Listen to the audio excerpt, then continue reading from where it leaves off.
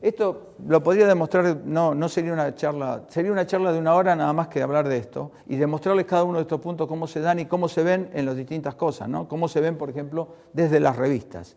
Desde las revistas está la legitimación. O sea, esto para mí lo que está trayendo como problema es la pérdida de la visión del organismo y el intento de comprender todo en un solo nivel de la biodiversidad. Pero un debate, para dejarles a ustedes. El tema es interesante discutirlo con los alumnos desde el punto de vista de que esto es debate, pero al mismo tiempo es criterios de verdad. Y el tema para discutir con el alumno, ¿quién establece los criterios de verdad y poder? Es decir, ¿quién tiene el poder? Y ustedes pueden preguntarme, ¿quién tiene el poder para hacer que este debate, quién lo decide? Las revistas. Las grandes revistas tienen la idea, las científicas, al aceptar o rechazar trabajos, están de alguna manera causando este gran cambio. Pero bueno, debate que me pidieron, educación y sistemática biológica.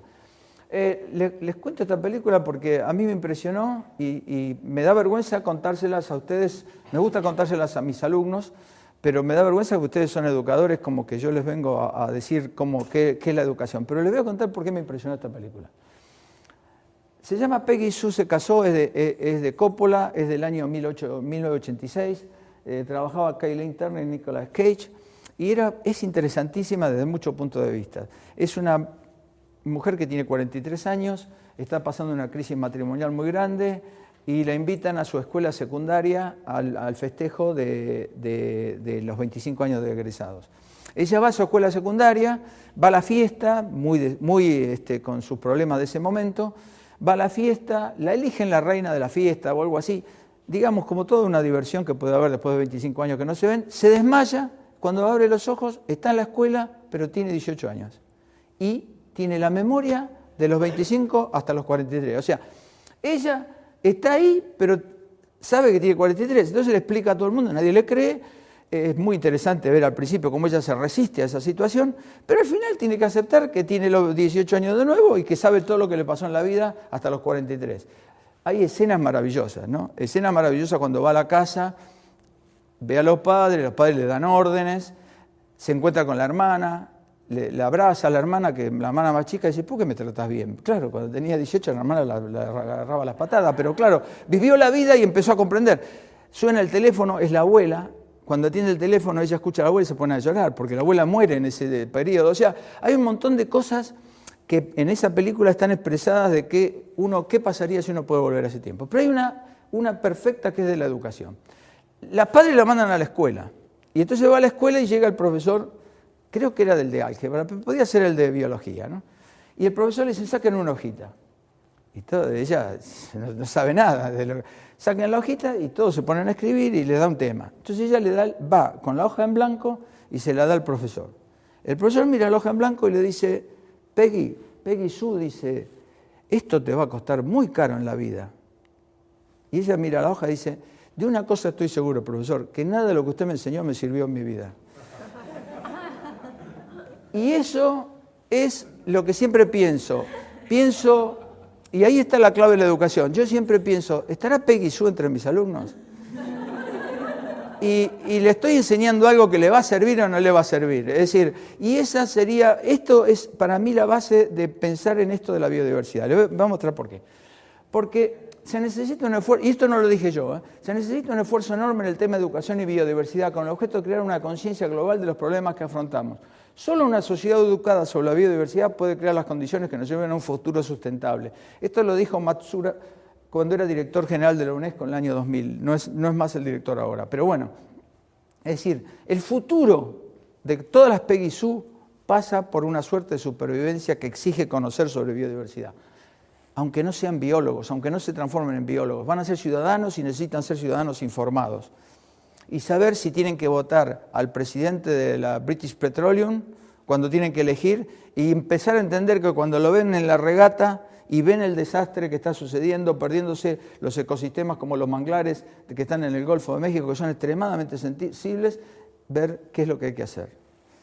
O sea, es indudable que hay nuevos objetivos educacionales para la sociedad con referencia a la biodiversidad y la sistemática. Es necesario crear conciencia, es necesario fundamentar la necesidad de aprender más acerca de la biodiversidad a través de la sistemática. Nos falta conocer el el 85% de lo que existe. Y producir ciudadanos informados y educados sobre la biodiversidad y su relación con la sistemática. En sociedades democráticas, ciudadanos informados son fundamentales. Y desde el punto de vista del estudiante, porque la educación son dos cosas, la necesidad de la sociedad y la necesidad del individuo de desarrollarse. Tiene necesidad de que tiene que aprender a valorar la biodiversidad, aprender a valorar la sistemática y aprender a tomar decisiones racionales con respecto a la biodiversidad utilizando conceptos sistemáticos. Es decir, el ciudadano llega al momento que esto lo necesita como herramienta de una sociedad democrática. Ahora, temas susceptibles a ser abordados en el trabajo de escritura. Son temas que estuve mirando y lo miramos uno por uno. Un tema podría ser la biodiversidad como recurso vital de la humanidad, números, extinciones, valor, implicancias personales y sociales, el hombre como parte de la biodiversidad, la sistemática como herramienta de su conservación. Es decir, una idea podría ser, yo no les estoy dando un índice, yo lo que estoy diciendo ideas para desarrollar, no sé, digamos, ustedes piensen estas ideas, obviamente cuando todas las ideas estén, estas o las de ustedes, tienen que estar con un hilo conductor. Es decir, y la tienen. Si ustedes miran... Ahora, esta es fundamental. Yo no haría nada que no tenga como envoltorio la biodiversidad. Ese envoltorio es el que va a generar el estímulo, la motivación e incluso va a ser la herramienta para Peguizú.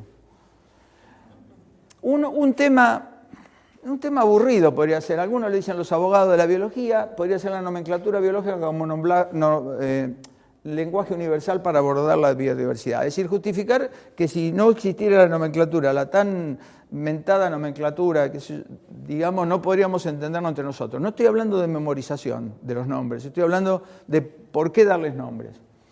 Otro sería la especie, realidad y concepto. Es decir, hay muchos conceptos de especie, no solo el biológico. Hay la realidad, el hecho de pensar si existen o no existen las especies. Obviamente este es un tema inevitable, la filogenia reconstruyendo el árbol de la vida, su relación con la clasificación biológica. El árbol de la vida está, en este momento en un lugar están reuniendo todos los árboles que se están haciendo de cada sector y tratando de poner todos juntos. Habría que buscar en ese sitio de internet que se llama Tree of Life, buscar eso y hacer un capítulo. Pero este capítulo, para mí, no tendría que ser simplemente el capítulo de Tree of Life, tendría que tener el mecanismo de cómo se construye el Tree of Life, de manera que el alumno no tenga el resultado solo, sino que tenga el pensamiento más que todo, ¿no? Pero este es inevitable, ¿no? La clasificación biológica y el método científico, este es muy caro a mi corazón, pero a mí me parece que es importantísimo. Es decir, el que cree que la clasificación es filatelia, demostrarle, es decir, escribir un capítulo demostrando que la clasificación es hipótesis a secas del orden natural y que esa hipótesis que les voy a dar, que les van a dar como herramienta a todo aquel que trabaja, ¿no? Es decir, a mí me ha pasado de discutir con algún colega muy respetado y al que quiero mucho, respeto y que es muchísimo más inteligente, que diciéndome, bueno, la sistemática no es tan importante. Y le pregunto, ¿en qué grupo, cuál es tu trabajo, en qué especie trabajas? Tal nombre, me dio el nombre del científico. Digo, bueno, ¿quién la describió? Me dice, no lo sé. Trabajaste toda una vida usando el concepto de alguien que lo creó y nunca no sabes quién la creó. O sea, usar la predictibilidad que genera el concepto de una especie, puede ser que esté mal descrita y no tenga predictibilidad, pero la intención es que tenga predictibilidad y por eso todo el mundo se basa en eso. La otra son dos temas que no he tratado, pero que son muy interesantes, la biodiversidad en el espacio, la biogeografía y en el tiempo, paleontología, y ahí vendría la selección natural. La selección natural, Darwin la descubre usando la biogeografía. Digamos, hay muchas maneras de mirarla ahora, ¿no? Pero en el momento que Darwin la ve a través de mirar las distribuciones geográficas, y cuando van a Wallace, que es el que descubre la teoría de la evolución al mismo tiempo con la selección natural, usó la biogeografía. O sea que el espacio es extremadamente importante para entender la biodiversidad. Y es una ciencia que yo diría hermana de la sistemática biológica como esta, como la paleontología, ¿no?